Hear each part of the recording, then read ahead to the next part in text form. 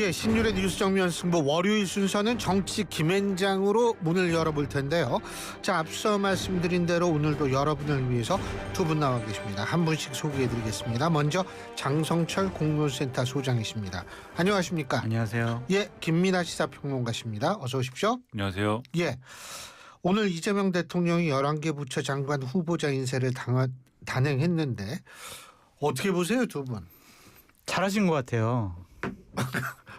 뭘 잘했어요, 근데? 제가 전화하면은 이렇게 만날 수 있는 분들이 한 4-5분은 계시는 것 같아요. 지금 자랑하시는 거죠? 예, 그래서 잘하신 것 같고 예. 저는 기본적으로 장관, 국무위원은 정치인 출신들, 국회의원 출신들이 많이 해야 된다는 생각을 갖고 있거든요. 그분들이 일 잘하고요. 국회에서 예산 다뤄봤고요. 법률안도 다뤄봤잖아요. 그리고 장관이라는 자리가 정치적으로 여러 가지로 풀어야 되는 그런 자리거든요. 그래서 죄송하지만 교수 출신이라든지 관료 출신 전혀 미안할 거 없어요. 난 속이 시원해요. 관료 출신들보다는 훨씬 더 일을 좀 잘하는 거기 때문에 또 부처 장악력도 뛰어나기 때문에 이제 장관 후보자 중에서 정치인 출신들 국회의원들을 많이 좀 임명하시는 것은 정말 잘하는 선택이다. 그렇게 말씀드리고 싶어요. 어떻게 보세요? 뭐 실용적인 선택인 것 같다는 생각이 드는 게요. 지금 말씀하셨듯이 뭐 교수 출신 우리 신율 교수님 같은 훌륭한 분들이 있기 때문에 교수 출신도 충분히 얼마든지 장관 또는 총리 또는 대통령까지도 할 수 있다. 저는 이제 그렇게 생각하지만 예, 저 오늘 이제 이 방송 더 이상 할 필요가 없을 것 같아요. 예. 생각을 하지만 근데 이제 성과를 그 동안에 특히 이제 지지난 정권의 성과 이런 것들을 생각을 해볼 때 이제 고루고루 썼는데 예를 들면 문재인 정권 때 골고루 썼지 않습니까? 근데 교수 출신의 장관 또는 뭐 청와대 실장 이런 분들이 성과를 내기보다는 좀 논란이나 뭐 이런 쪽으로 많이 이제 뉴스에 오르내리고 했던 게 사실입니다. 그래서 그런 부분들을 고려를 하면은 지금 말씀하신 대로 정치인 출신이 많이 이제 좀 입각이 되는 그런 상황으로 문제를 풀려고 하는 그런 차원이 있는 것 같고 관료 출신이라고 하면은 정말 전문성이 필요한 부분에 이제 관료 출신이 이제 들어가는 부분이 있는데 그게 이제 뭐 조현 외교부 장관 후보자 같은 경우에 이 부분은 정말 이 어떤 전문성이 필요한 곳이잖아요. 그 부분이 이제 반영되는 것 같고 나머지는 이제 정치인 출신 아니면 그 민간 출신 이렇게 돼 있는 거거든요. 그래서 특히 민간 출신 중에서는 제가 볼 때 이 정부는 특히 AI에는 상당한 뭐 이 진정성이 있는 것 같다라는 느낌이 드는 게 과학기술정보통신부 장관의 경우에도 이제 AI 관련 그 연구소 이제 관련 직책을 맡았던 분이기 때문에 AI를 상당히 중요시 여긴다라는 느낌을 준다는 점에서도 상당히 실용적인 인사다라는 생각이 들고 그다음에 송기령 농림축산식품부 장관의 맞아요. 경우에는 유임이 됐잖아요. 전 정부 인사인데 유임이 되는 게 이게 뭐 없었던 사례는 아닌데 흔치 않은 사례 아닙니까? 그렇죠. 그래서 특히 정권이 바뀌었는데 유임되는 경우는 저는 사실 좀 처음 보는 것 같은데. 처음 있는 네. 처음이죠. 정권이 안 바뀌었는데 유임된 사례는 있었는데 그래서 이런 것들도 실용적 선택이다라고 하는 평가를 할 수 있는 부분인 것 같고요. 그 외에도 뭐 특히 이 실용적 선택 가운데서도 개혁적인 어떤 의미를 싣는다 그러면 안규백 국방부 장관 후보자 같은 경우에는 최초로 이제 그 군 출신이 바로 이제 오지 않는 민간 출신 국방부 장관 후보자라는 점에 대해서는 상당히 또 이거는 어떤 개혁적인 그런 의미를 실은 부분도 있어서 골고루 좋은 의미들이 많은 그 방향이 있다라고 생각이 좀 됩니다. 안규백 장관 후보자 같은 경우에는 굉장히 합리적이더라고요. 이렇게 얘기를 해보면. 합리적이세요. 네. 그리고 국방위원회에서 또 국방위원장도 했잖아요. 위원장도 하시고 해서 제가 방송에서 농담으로 옛날에 아니 왜 북한에 김정일 국방위원장이 있고 이쪽은 안규백 국방위원장이 두 분이서 같은 동급이 아니야 농담으로 제가 방송에서 그런 얘기를 한 적이 있는데 그 성품도 좋으시고 상당히 일도 잘하시고 여러 가지 국방에 대한 현안도 밝으시기 때문에 적임자라 좀 생각이 들고 또 특이한 후보자가 권오을 국가보훈부 장관 후보자잖아요. 그러니까 보수 진영에서 이번 대선 때 이재명 후보를 지지 선언했고 경북 지역에서 상당히 많은 득표를 가져오는데 혁혁한 공을 세운 거 아니냐. 또 통합 인사 차원에서 보훈부 장관을 지명한 것이 아니냐 그런 생각이 듭니다. 근데 권오을 장관 후보자는 본인의 주장은 난 원래 정치를 민주당에서 시작했다 이렇게 말씀하시는 분이거든요. 그거 맞아. 꼬마 민주당. 그 민주당에서 전인가요? 도의원을 시작. 그렇죠. 맞아요. 그렇기 때문에 나는 원래 그래서 그 친정으로 돌아온 것이다 이렇게 주장을 하는데 뭐 어쨌든 굳이 그런 좋습니다. 얘기까지는 안 하셔도 되는데요. 또 하나만 마지막으로 말씀드리면 그 전반적으로 실용적이고 그다음에 이제 좀 중도지향적인 색채가 있는데 몇 군데서는 이제 원래 이제 좀 민주당 자기 색깔을 찾고 싶은 그런 부분이 몇 군데는 눈에 띄는 게 정동영 통일부 장관 후보자 경우에 원래 이제 민주당의 이 대북 정책을 굉장히 강력하게 이제 그 노선을 가지고 있는 분이지 않습니까? 이런 대목들. 그다음에 김영훈 이 고용노동부 장관 후보자 같은 경우에는 민주노총 위원장 출신인데 제가 볼 때는 민주노총 위원장 출신의 고용노동부 장관 후보자로 지명된 건 처음인 것 같아요. 지금 기억을 되살려 보면은 항공노총 출신이 있었는데 한국노총 출신은 그렇죠. 있었죠. 이런 부분은 좀 이제 이 중도지향적인 가운데서도 좀 이제 어떤 양보하지 않겠다라는 부분은 또 분명히 있는 그런 느낌을 주는 인사여서 앞으로 좀 인사청문회나 이런 부분에서 정책적인 측면을 주목해 볼 필요가 있겠다라는 생각입니다. 그리고 전재수 해양수산부 장관 후보자 이제 이분이 딱 됐으니까 해양수산부는 분명히 부산으로 갈 거예요. 아마. 그러겠네요. 예? 왜냐하면 이분이 유일하게 부산 지역에서 민주당 이름으로 당선된 유일한 의원이기 때문에. 그렇죠. 근데 제가 한 가지만 여쭤볼게요. 이렇게 그 의원들이 지금 몇 명인지 세기가 어려울 정도로 많은데 이러면 차라리 내각제 하는 게 낫지 않아요? 저는 내각제 주창론자예요. 그게 그죠? 훨씬 더 책임 정치에 상당히 좀 여론에 대한 반응성도 뛰어나고. 그렇죠. 그죠? 그래서 그래야 또 이제 국회 내에서 또 싸움도 좀 덜 할 수 있을 것 같고 대통령제 하게 되면은 또 지역적으로 진영으로 갈려져 가지고 뭐 5년에 한 번씩 죽기 살기로 양측 진영이 싸우잖아요. 그런 것도 좀 많이 없어질 것 같고 연정도 가능할 것 같고요. 근데 국민들께서 대통령은 내 손으로 뽑아야지. 우리가 나쁜 사람이라고 생각하는 국회의원들 니들이 왜 뽑아? 이제 이렇게 생각하시는 부분이 많아서. 그거는 오스트리아 모델을 쫓아가면 됩니다. 네. 오스트리아가 내각제를 하는데 대통령은 아무런 권한이 없어요. 네. 그냥 얼굴마다 국가 원수 역할밖에 못 하거든요. 그런데 오스트리아는 대통령을 직선으로 뽑습니다. 네. 그러니까 대통령은 직선으로 뽑지만 내각제야. 대통령은 아무런 거의 권한이 없어요. 왜 뽑아요 그런 것을? 상징성을 갖더라도 국가 원수기 때문에 국민 손으로 뽑는 것이 맞다라는 논리를 주장하고 있습니다. 뭐 대외 외교 뭐 이런 것도 그런 거 하고 안 해요. 그냥 가만히 있는 거예요. 네, 가만히 있어요. 독일은 이제 의회에서 뽑거든요. 예? 우리나라 독일을 양원제라고 얘기하기는 조금 힘든 측면이 있는데 어쨌든 분데스탁이 우리나라 국회 같은 경우는 거기서 이제 그 대통령을 거기서 이제 하는데 근데 뭐 제가 볼 때는 오스트리아 모델을 쫓아가면 내각제를 손으로 대통령 뽑으면 되죠. 우리 국민 손으로. 하지만 내각제 스타일을 운영을 하면 되는 거죠. 근데 지금 말씀하셨듯이 이제 실질적인 국가를 운영하는 데 있어서의 권한의 이제 어떤 그런 것들이 제한되는 것들이 국민들에게 이제 설득이 또 돼야 되는 문제는 남지 않습니까? 선출은 하지만 그 대통령은 별 권한은 없다. 통치하지 이게 않는다. 예, 설득이 돼야 되기 때문에 여전히 이제 좀 넘어야 될 산은 있는 것 같습니다. 그 모델이라 할지라도. 그래서 내각제가 여러 장점이 있지만 이제 결정적으로 지금 장 소장님 말씀하신 것처럼 그런 넘어야 될 산이 있어서 이게 장점이 있는 모델이다라는 것과 별개로 현실적으로 이 한국에서 이제 실현 가능한 거냐의 문제에 있어서는 여러 가지 뭐 노력이나 이런 어떤 설득이 필요한 것 같고요. 지금 장관을 의원이 겸하도록 해놓은 게 그래서 사실 처음에 이 제도를 만들 때 내각제적인 요소를 또 차용한 거지 않습니까? 근데 그게 오히려 굉장히 위험하다는 얘기죠. 제 얘기는. 왜 그러냐면 입법부의 다수당의 의원들의 행정부까지 들어가서 지배를 하게 된다는 거. 이거는 완전히 대통령제의 근간이 이른바 상권 분립, 권력 분립을 무너뜨리는 그런 상황이 초래가 되거든요. 그렇죠. 그래서 좀 애초에는 정치인 출신을 장관시키는 거에 대해서는 역대 정부에서는 좀 꺼렸던 거잖아요. 꺼린 측면이 있는 거지 근데 않습니까? 역대도 많았죠. 그렇죠. 하긴 하는데 네. 이게 처음부터 정치인 출신을 대거 이렇게 기용하기보다는 하다가 아까 말씀하셨듯이 뭐 교수 출신 하다가 관료 출신 하다가 이게 예를 들면 청문회나 이런 거 통과하기가 어렵다 이런 판단을 할 때 이거 뭐 어쩔 수 없다라는 어떤 그러한 어떤 심경으로 의원들을 이렇게 좀 했던 건데 이 제도를 거듭하다 보니까 아까 말씀하신 것처럼 차라리 국회의원이 하는 게 낫다 이제 이런 실용적인 결론에 도달한 것이고 그렇다라고 한다면 아까 제도에 대해서 말씀하신 것처럼 이런 것들 이런 논거를 통해서 봐도 내각제의 필요성이 있지 않느냐라는 것들을 정치권이 설득해 나갈 수 있으면 좋은데 그러기 위해서는 정치개혁이나 이런 것들이 뒷받침돼야 그걸 또 설득할 수 있는 거 아니겠습니까? 그런 점에서 상당히 좀 거쳐야 될 과정이 상당히 지난하고 어렵지 않겠는가라는 생각을 합니다. 아니 근데 뭐 우리 국민들이 전 딱 하나만 생각했으면 좋겠어요. 뭐냐면 전 세계에서 좀 잘 사는 나라 중에 대통령제 한 나라가 딱 둘입니다. 미국하고 대한민국.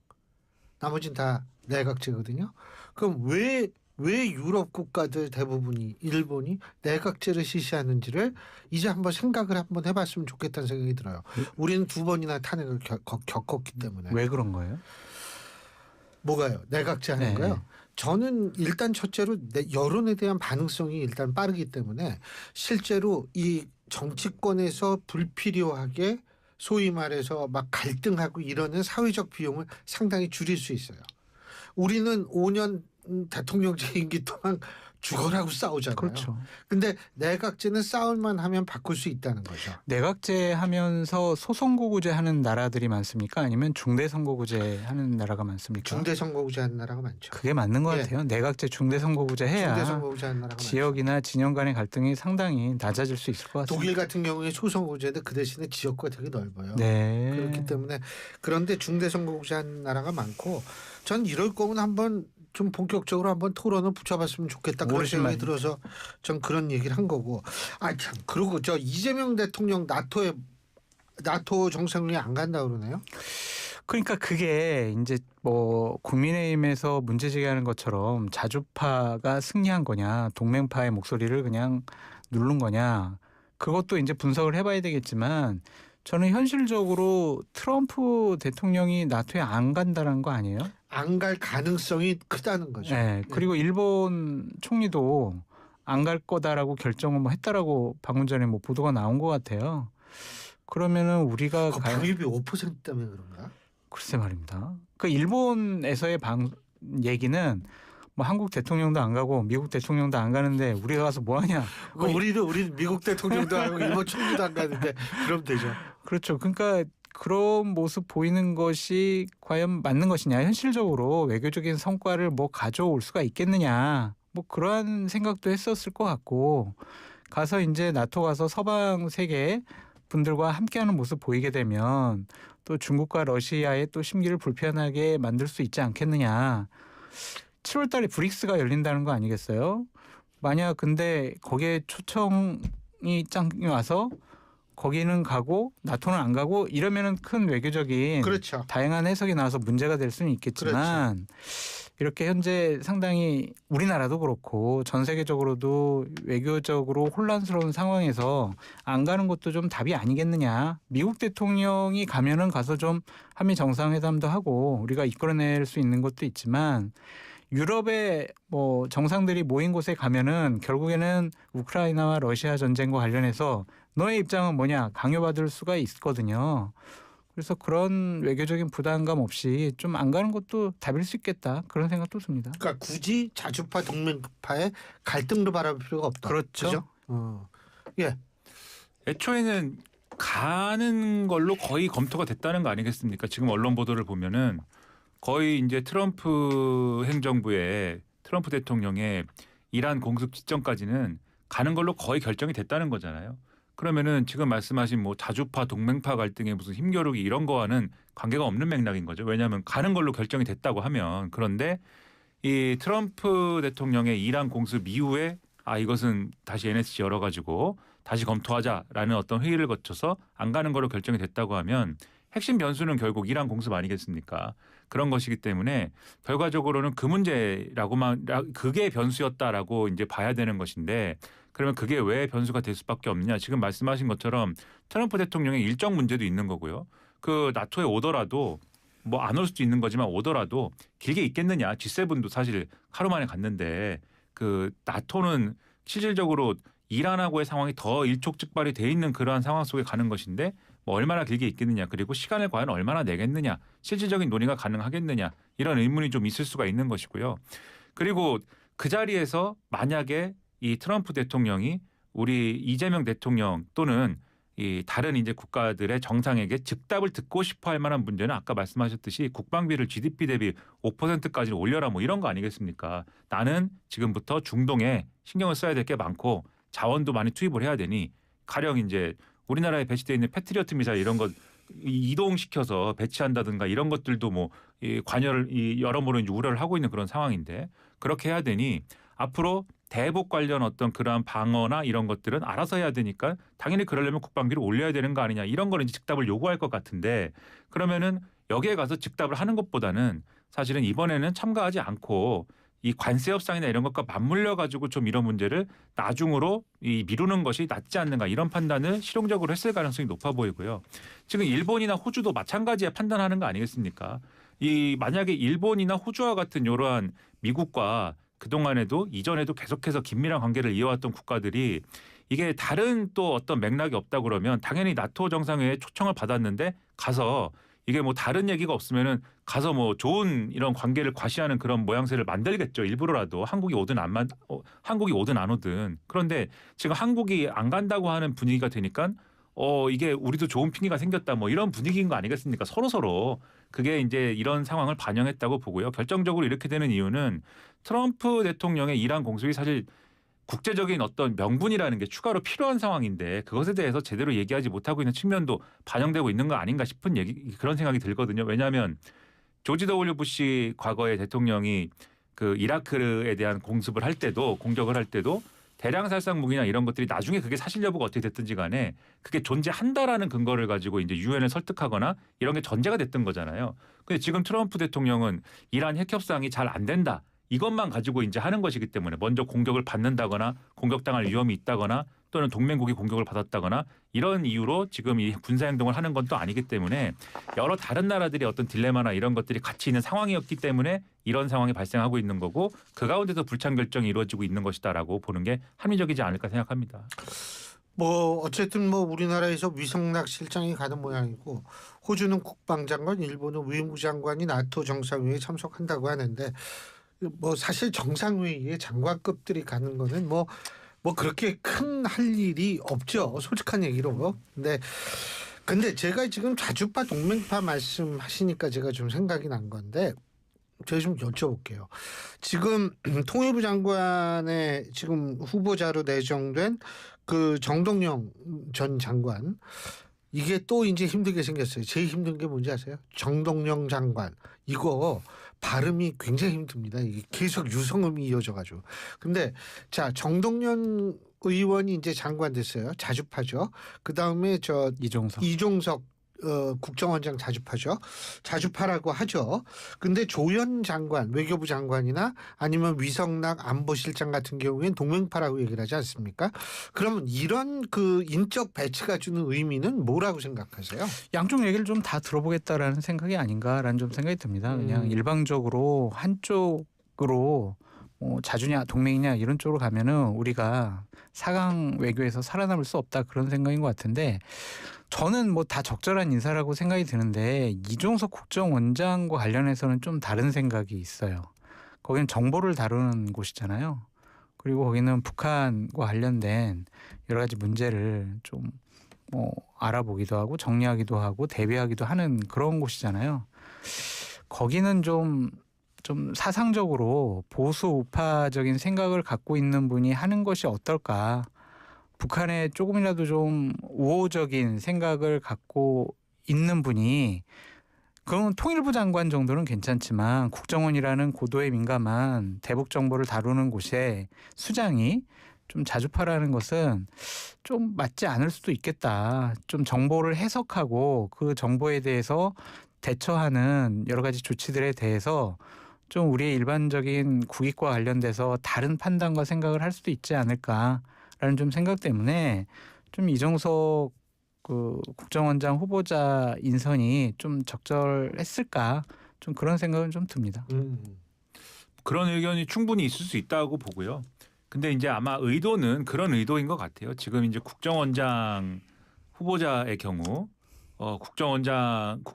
국정원장이 됐을 경우에 이제 일종의 해결사 역할의 그러한 좀 일을 하기를 바라는 거 아니냐 이재명 정권에서는 여기서 해결사라는 거는 그러니까 국정원이 하는 일 중에 지금 말씀하신 대로 정보를 다루는 이런 측면도 있지만 북한하고의 어떤 한라인이라든가 이런 걸 통해서 당장에 벌어지는 어떤 대북 관계 속에서 어떤 상황이 발생했을 경우에 그것에 대한 어떤 대응이나 이런 것들을 또 주도하게 되는 그러한 역할을 하는 게 또 현실이지 않습니까? 그럼 그럴 경우에 확실한 대북 정책에 대한 경험과 그리고 또 확실한 철학을 갖고 있는 인사가 그러한 상황을 좀 주도적으로 맡아서 좀 변수를 창출할 수 있는 그러한 역할을 해주길 기대한 어떤 인사가 아닐까 싶고 그러한 면에서 정동영 통일부 장관 후보자 인사하고 이 보조를 맞출 수 있는 행보를 맞출 수 있는 그러한 그림을 그린 게 아닐까라고 생각이 들고요. 다만 국가안보실장이나 외교부 장관 후보자의 경우에는 그런 색깔은 아니지 않습니까? 그러니까 이재명 정부가 모든 외교 역량과 모든 대외 정책의 포인트를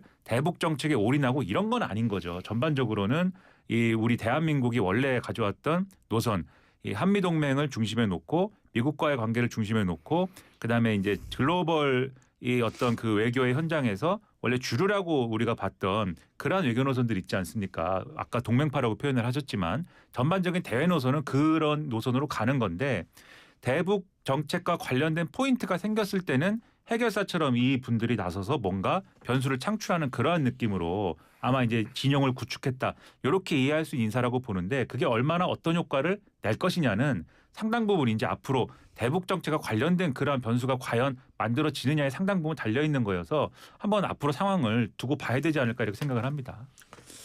근데 뭐 어쨌든 대북 정책이라는 거는 우리의 의지보다는 국제 정세 속에서 파악을 해야 되고 접근해야 되는 문제이기 때문에 더군다나 지금 이제 이 이란 공격이라는 게 이게 북한에 어떤 의미를 줄까 이런 부분도 한번 따져봐야 되기 때문에 좀 그렇습니다.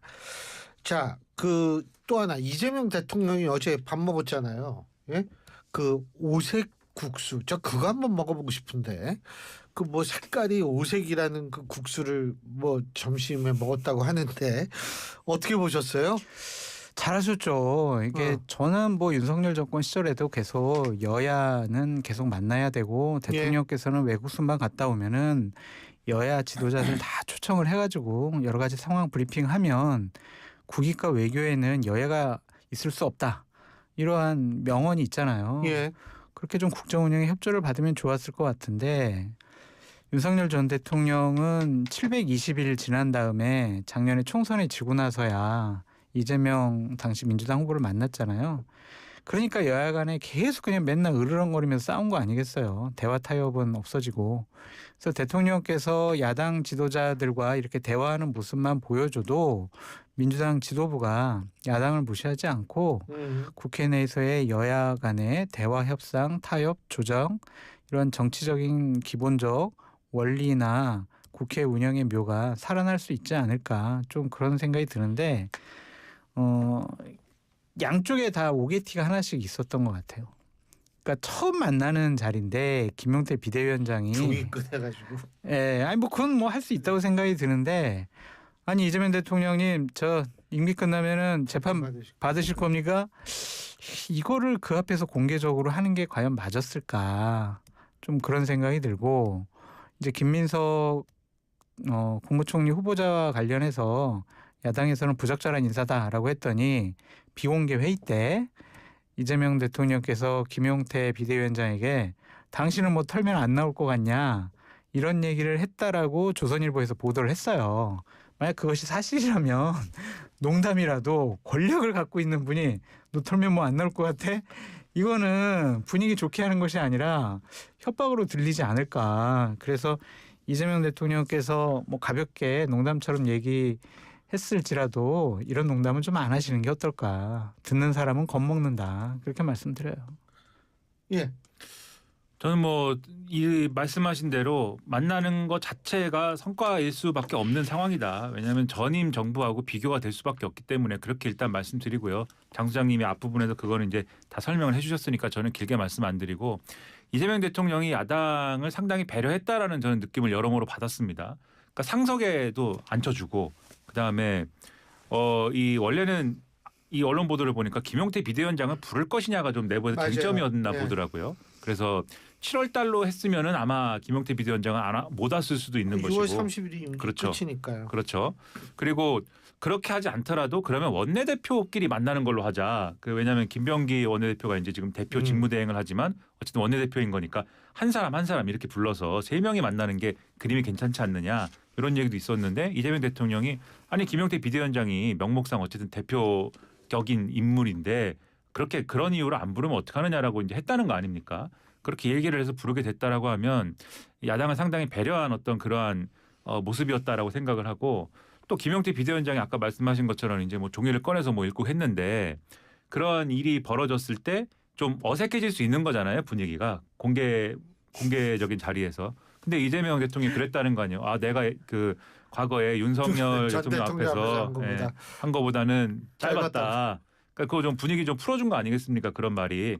그래서 그런 얘기가 제가 볼 때는 국민들이 볼 때는 어쨌든 간에 아 대통령이 그래도 야당 사람들을 불러서 좀 분위기도 좋게 하고 지금 어쨌든 여러 가지 경색돼 있고 야당 입장에서는 여러모로 위축될 수밖에 없는 그런 때인데 어쨌든 불러서 얘기를 들어보려고 하고 하는구나라는 느낌을 충분히 줬을 거라고 생각을 합니다. 그리고 그런 느낌을 준 것만으로도 이 자리는 성공적인 것이기 때문에 앞으로 이런 자리를 더 많이 만들어서 좀 얘기를 많이 나눴으면 좋겠다라고 생각을 합니다. 예. 자, 신율의 뉴스 정면 승부 1부는 여기서 줄이고요. 잠시 뒤 2부에서 얘기 계속 이어가겠습니다. 르노 그랑콜레오스